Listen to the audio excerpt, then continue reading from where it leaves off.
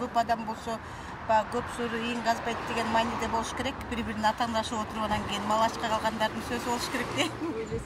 Мен салар да сен салар, атка чөптү ким салар. Жанагы бир иш айтса, бири-бирин атаңдашып анан ишти ким кылат дегендей мааниде болсо керек. Мунун эки мааниси бар.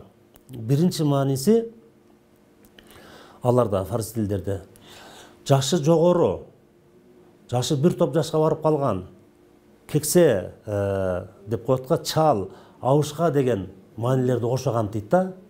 Ал эми экинчи мааниси ал мына кызмат ордуна карата айтылат.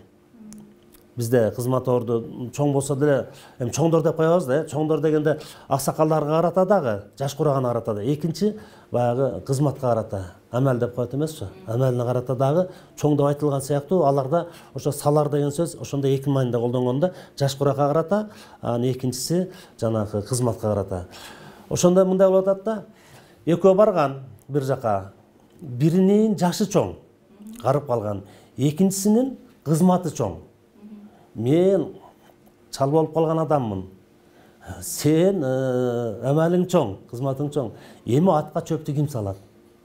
Ушундай майда болгондо анан бизде деле көп айтылат да, бир жака барып жок болуп кетсе айтышат да, эми сен салар да мен салар болуп жүрүшөт да, бирин-биринен өтө албай дешипчи.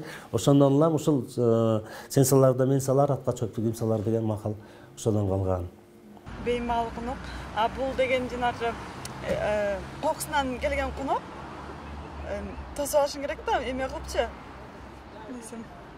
Жакшы маанайда, Ооба. Эми беймал бир жаман сөз уксаң жаман да.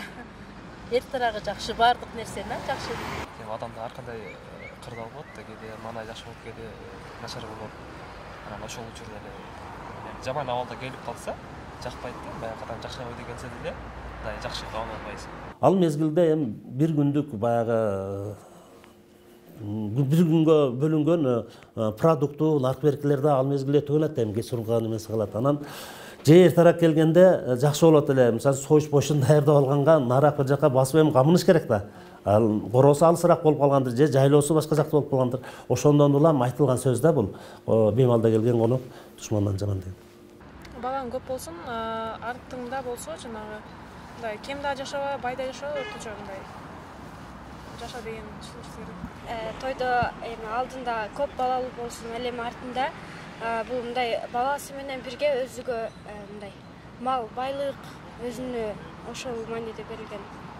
Артың бала бассын деген көп балалуу болгула дегени. Анан артың мал бассын, жанагы байлуу болгула, малдуу, жандуу эми мындай бай болгула дегендей мааниде да. Алдыңы бала бассын, аркаңы мал бассын деселе ушуну көптөрү арданышып эле туура эмес сөз.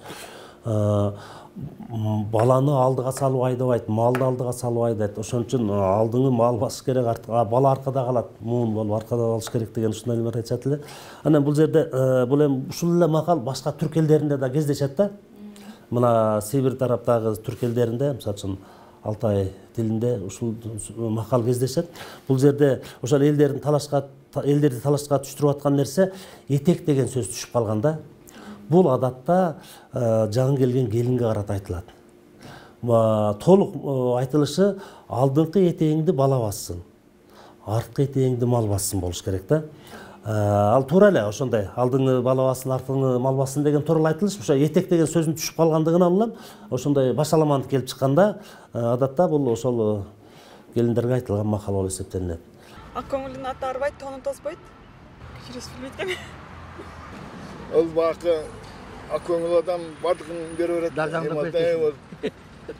Өзүнө болгосун деп бирөөгө дагы эме болот да. Ошон үчүн арбайт. Ак көңүл адам ар дайым мындай ийгиликтерге жетет да, анан ар дайым мындай элге дайыма жакшылык кылып жүрөт. Анан эми адамдар ар кандай ак көңүлү бар, ал эми мындай кара мүртөздөгү адамдар бар. Ак көңүл адам ар дайым элге жакшылык кылып турса, бул эч качан зыяны келбейт жана өзүнө дагы чоң. Тону жаңырбайт деген ак көңүл адам эми бардыгына кол ачык, бардык нерсени бере бергөн үчүн өзүнүн тону жаңыланбайт деген мааниде болуш керек. Колунда эмнеси болгон болсо, аны бере берет. Ким сураса эле бере берет. Ушуга тиги синоним немеде макал. мурун айтылат эле, азыр андай болуп алды. Базары жакын байыбайт деген макал бар эле да. Базар жакын болсо, базарды көргөндө алып берет да. Ошол сыяктуу беркил ак көңүл эме бере берет. Аны бере берет да, анан өзүнө тонго да эч нерсе ачпайт, башка тон ала албайт деген сөз да, жаңы тон ала албайт.